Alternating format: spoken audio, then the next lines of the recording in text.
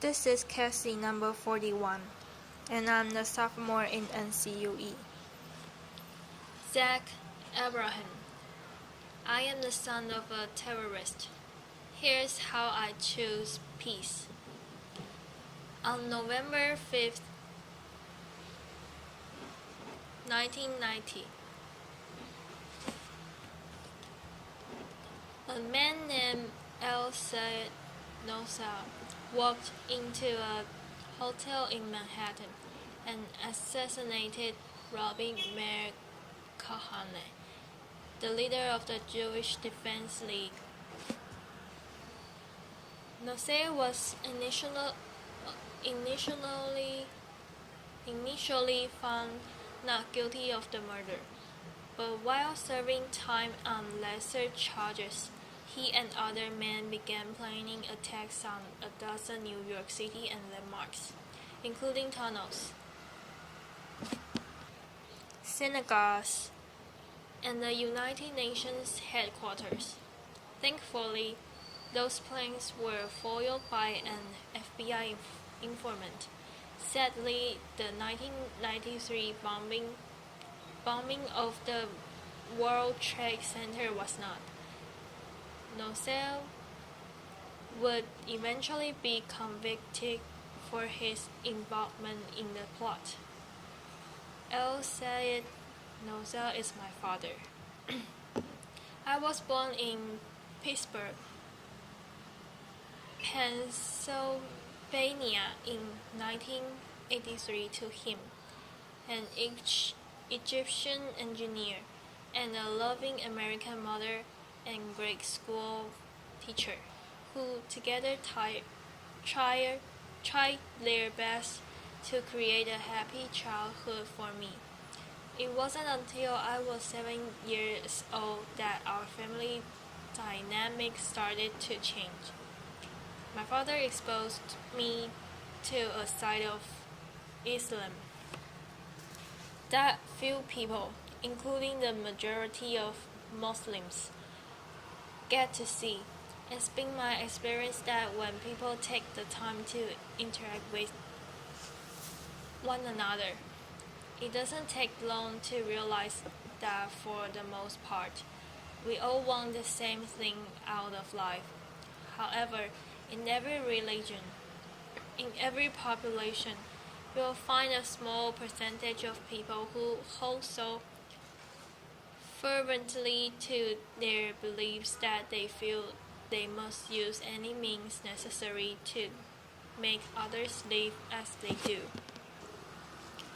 A few months prior to his arrest, he sat me down and explained that for the past few weekends, he and some friends had been going to a shooting range on Long Island for target practice.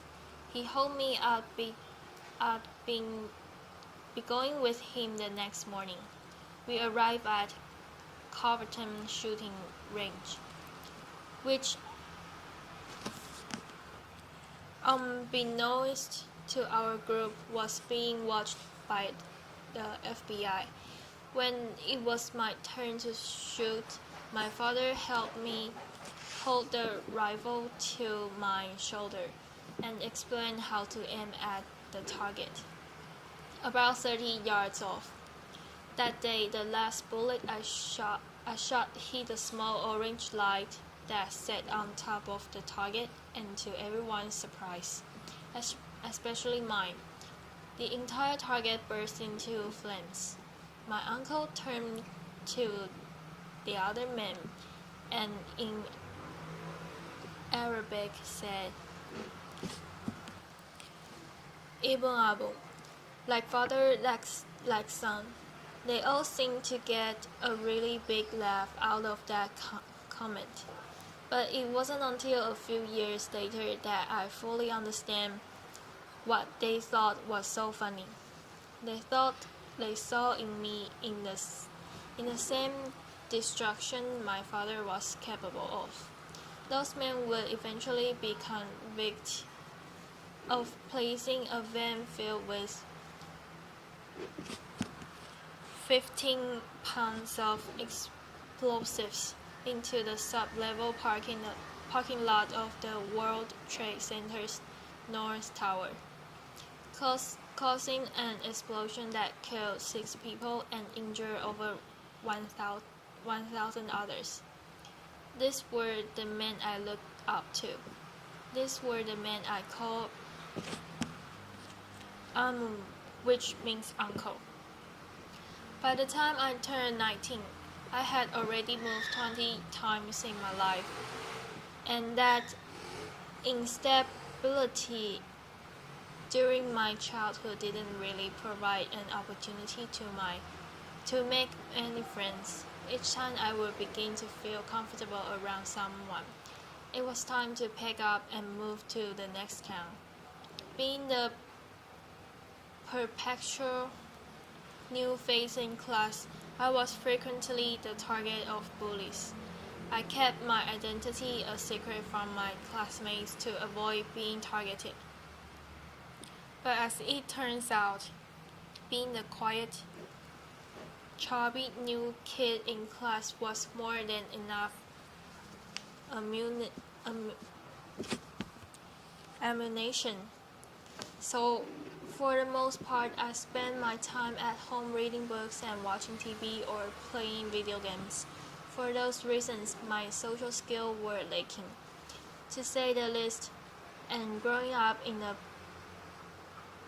bigoted household, I wasn't prepared for the real world. I had been raised to judge people based on arbitrary measurements, like a person's race or religion. So what opened my eyes? One of my first experiences that challenged this way of thinking was during the 2000 presidential elections. Through a college prep program, I was able to take part in the National Youth Convention in Philadelphia. My particular group's focus was on youth violence, and having been the victim of bullying for most of my life, this was a subject in which I felt particularly passionate. The members of our group came from many different walks of life. One day, toward the end of the convention, I found out that one of the kids I had befriended was Jewish. Now, it had taken several days for this detail to come to light, and I realized that there was no natural animosity between the two of us. I had never had a Jewish friend before, and frankly, I felt a sense of pride in having been able to overcome a barrier that for most of my life I had been led to believe was insurmountable. Another major turning point came when I found a summer job at Busch Gardens, an amusement park. There, I was exposed to people from all sorts of faiths and cultures, and that experience proved to be fundamental to the development of my character. Most of my life, I'd been taught that homosexuality was a sin, and by extension, that all gay people were a negative influence. As chance would have it, I had the opportunity to work with some of the gay performers at a show there, and soon found that many were the kindest, least judgmental people I had ever met.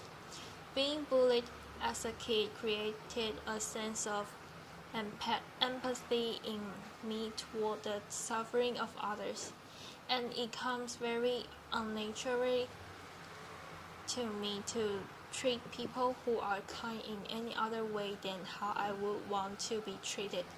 Because of that feeling, I was able to contrast the stereotype I'd been taught as a child with real life experience and interaction.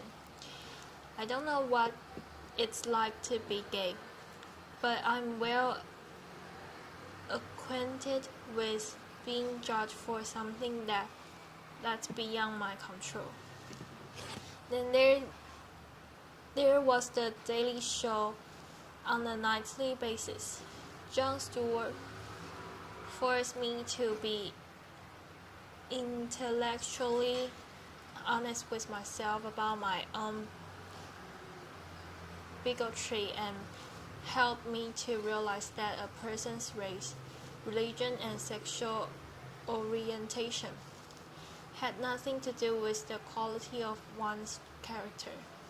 He was in many ways a father figure to me when I was a desperate need of one. Inspiration can often come from an unexpected place, and the fact that the Jewish comedian had done more to positively influence my worldview than my own extremist father is not lost on me. One day I had a conversation with my mother about how my worldview was starting to change, and she said something to me that I will hold dear to my heart for as long as I live. She looked at me with the weary eyes of someone who had experienced enough dogmatism to last a lifetime, and said, "I'm tired of hating people." In that instant, I realized how much negative energy it takes to hold that hatred inside of you. Zach Ebrahim is not my real name. I changed it when my family decided to end our connection with my father and start a new life. So why would I out myself and potentially put myself in danger? Well, that's simple. I do it in the hopes that perhaps someone someday who is compelled to use violence may hear my story and realize that there is a better way, that although I had been subjected to this violent, intolerant ideology, that I did not become fanaticized. Instead, I choose to use my experience to fight back against terrorism, against the bigotry. I do it for the victims of terrorism and their loved ones, for the terrible pain and loss that terrorism has forced upon their lives. For the victims of terrorism, I will speak out against this senseless act and condemn my father's actions. And with that simple fact, I stand here as proof that violence isn't inherent in one's religion or race, and the son does not have to follow the ways of his father. I am not my father. Thank you. Applause. Thank you, everybody. Applause. Thank you all. Applause. Thanks a lot. Applause.